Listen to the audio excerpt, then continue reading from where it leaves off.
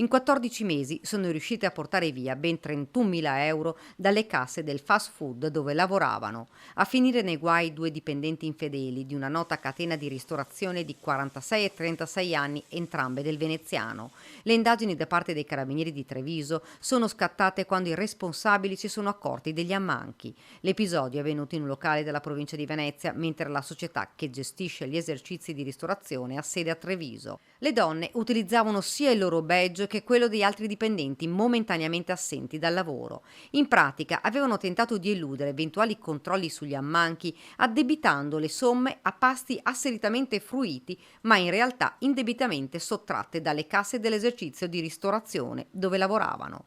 Pensavano di essere riuscite a farla franca e indisturbate continuavano il raggiro, fino all'arrivo dei carabinieri che hanno svolto gli accertamenti in piena collaborazione con la parte lesa e che hanno messo fine all'imbroglio. Le dipendenti che sono state ora sospese dal posto di lavoro rischiano anche l'accusa di furto aggravato e sostituzione di persona.